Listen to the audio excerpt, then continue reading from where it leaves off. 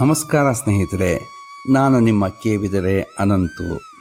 ಶ್ರೀ ವಿಷ್ಣು ಸಹಸ್ರನಾಮ ಶ್ಲೋಕ 3 ಮತ್ತು 4.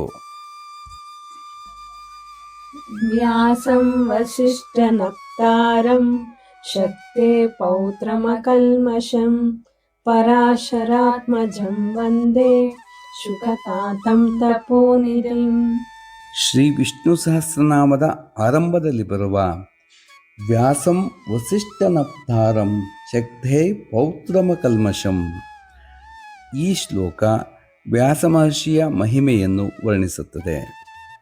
ಈ ಶ್ಲೋಕದಲ್ಲಿ ವ್ಯಾಸರ ವಂಶ ಪರಂಪರೆಯನ್ನು, ತಪೋಬಲವನ್ನು, ಜ್ಞಾನ ಹಾಗೂ ಗುರುತ್ವವನ್ನು ಸ್ಮರಿಸಲಾಗಿದೆ.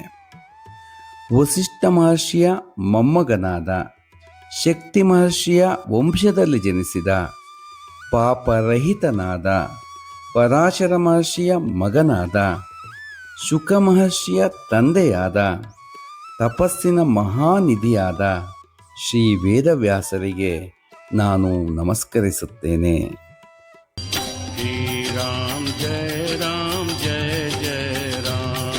ವ್ಯಾಸಾಯ ವಿಷ್ಣುರೂಪಾಯ ವ್ಯಾಸರೂಪಾಯ ವಿಷ್ಣವೇ ನಮೋ ವೈ ಬ್ರಹ್ಮನಿಧಯೇ ವಾಸಿಷ್ಠಾಯ ನಮೋ ನಮಃ.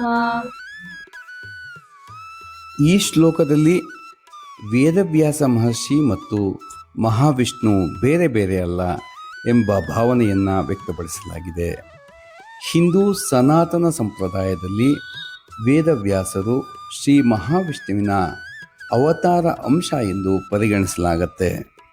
ವೇದಗಳನ್ನು 4 ಭಾಗವಾಗಿ ವಿಭಾಗಿಸಿ, ಮಹಾಭಾರತವನ್ನು ರಚಿಸಿ, ಪುರಾಣಗಳನ್ನು ಸಂಗ್ರಹಿಸಿ, ವಿಷ್ಣು ಸಹಸ್ರನಾಮವನ್ನು ಲೋಕಕ್ಕೆ ನೀಡಿದ ವ್ಯಾಸ ಮಹರ್ಷಿಗಳು ದೈವಿಕ ಕಾರ್ಯವನ್ನು ನೆರವೇರಿಸಿದ ಕಾರಣ ಅವರಿಗೆ ವಿಷ್ಣು ಸ್ವರೂಪ ಎಂಬ ಗೌರವ ನೀಡಲಾಗಿದೆ.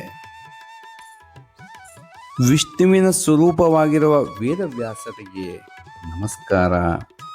ವ್ಯಾಸರ ರೂಪದಲ್ಲಿ ಅವತರಿಸಿದ ಶ್ರೀ ವಿಷ್ಣುವಿಗೆ ನಮಸ್ಕಾರ. ವೇದಜ್ಞಾನ ಮತ್ತು ಬ್ರಹ್ಮವಿದ್ಯೆಯ ಮಹಾನಿಧಿಯಾಗಿರುವ ವಸಿಷ್ಠ ಮಹರ್ಷಿಯ ವಂಶದಲ್ಲಿ ಜನಿಸಿದ ಈ ಮಹರ್ಷಿಗೆ ಮತ್ತೆ ಮತ್ತೆ ನಮಸ್ಕರಿಸುತ್ತೇನೆ.